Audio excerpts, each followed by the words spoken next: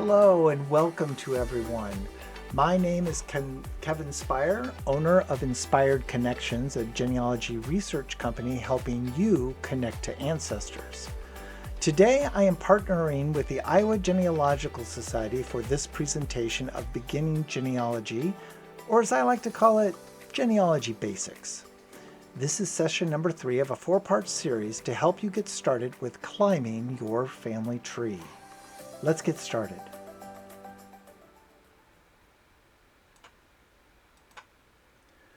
During this session, I will talk with you about some of the common warnings and pitfalls that many genealogists fall into. We'll also take a quick look at establishing good work habits that will save you both time and effort. So let's start first with some of those warnings and pitfalls. I have some examples that I want to share with you, and this is just a little screenshot of an actual family tree that I found on Ancestry. So if you're not familiar with Ancestry, let me just walk through with you what we're seeing on the screen. This is a part of a tree for a woman by the name of Lottie Louise Irvine, who was born in 1861. And on here we see Lottie has 4 husbands. They're indicated by these kind of dark bars here that go across. And under some of these husbands we have some children that are listed. Okay, so when we take a closer look, it appears that Lottie has 4 husbands, and many of them are similar to the age of her sons. What's going on there? That doesn't sound right. So look, this first one here, that is Eli S. Crosby, born 1877, and also Henry Ollie Ellis, born 1877. All right, husband John Andrews has this. She and John Andrews have a son that's born in 1880 and 1882. That means Eli and Henry would have been 3 at the time these children were born, and these men were married to Lottie. What? That just doesn't sound right at all. And in fact, we found out with some deeper digging, it's not right. What we found out was that there was actually another woman named Lottie Louise Irvine who was her niece. And some of these are her niece's husbands and children. What happened was someone fell into what we call the same name trap.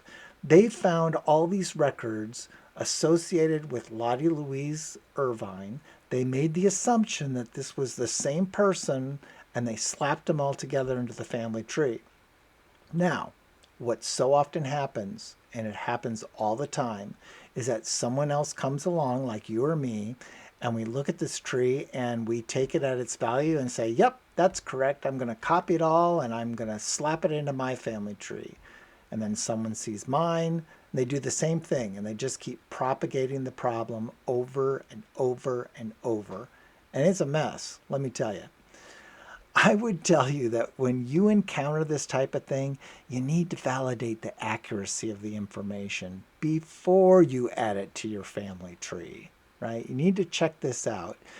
You can look at these family trees on Ancestry or any other websites and look at them and think of them as hints. But it's your responsibility to do your own due diligence, to consider if the information you're being presented is accurate before you adopt it to your own tree. The same is true with those little shaky leaves hints that Ancestry has. You know, we see them on television. They're just hints. That's all they are. It doesn't mean that it's a definite fact. You still have the responsibility to look at it, give it some consideration, and either reject it or accept it into your family tree. Okay, let's take a look at another example of a puzzle. We've collected some records on this person, and this person, we have a birth date in a family Bible as 1850. But we also have a birth year in a census that indicates 1854, And a birth year on a tombstone of 1851. Huh? What? Which date is correct? I have a lot of this type of thing in my own family tree, and where you just have a number of dates, and it's hard to decide which one is the right one. What do I move forward with? When I ask people, a lot of them go straight to that family Bible, and they think that one's got to be the right one. It's written in the Bible, right? Well, I would tell you if the mother of the person born in 1850 wrote that down, it's probably right. But what if it's not the mother? What if it's a distant cousin or some other distant relative? Who knows about the accuracy of that date? And I've seen dates wrong on tombstones a number of times. Sad but true. It happens. And we know to question the dates in census records because they're written down by another person.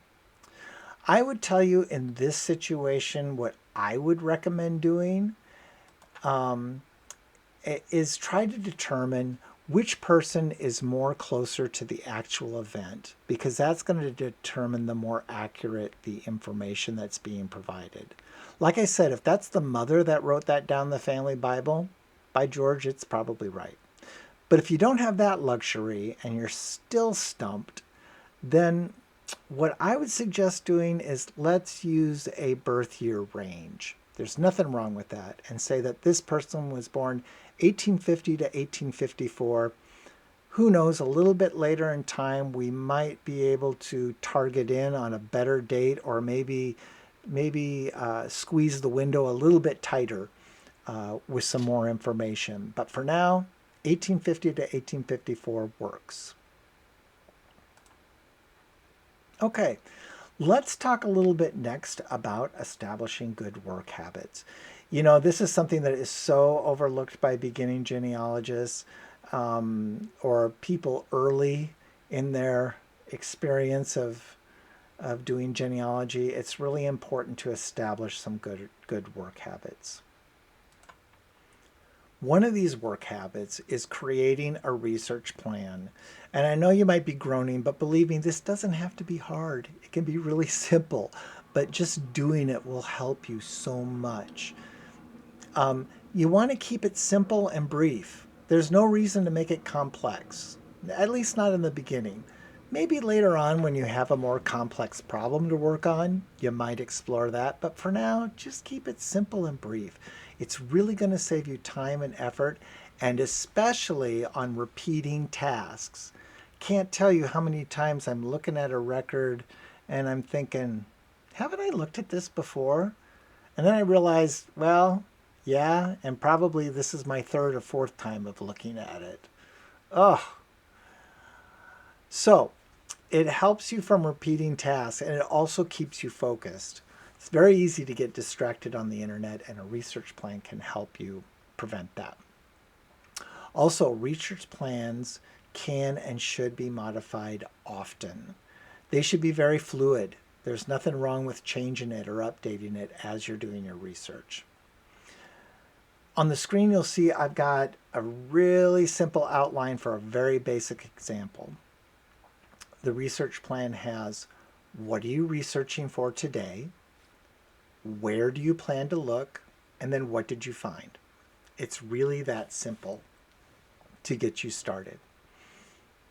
And then once you complete that, hold on to it and you can refer to it later when needed. Now, if you are researching a more complex issue, you might want to look at developing a more complex research plan and breaking some things down and apart. This is something I'd suggest you do as you have a little more experience, but the basic concept is still there. And here's an example on the screen of what I'm talking about with a more complex research plan. What are you looking for today? What do you already know about this subject? Do you already have a working hypothesis? Where do you expect to look? How will you prioritize your research? What did you find? What conclusions can be made about your findings? And then do you have any suggestions for future research? Again, that's more for a more complex issue, and maybe it's something you want to graduate to early or later, excuse me. But in these beginning stages, just get in the routine of doing a very simple one. Next, source citations. I can probably hear your audible groans right now over the internet as I say that because you thought you were done with it after high school and college, right?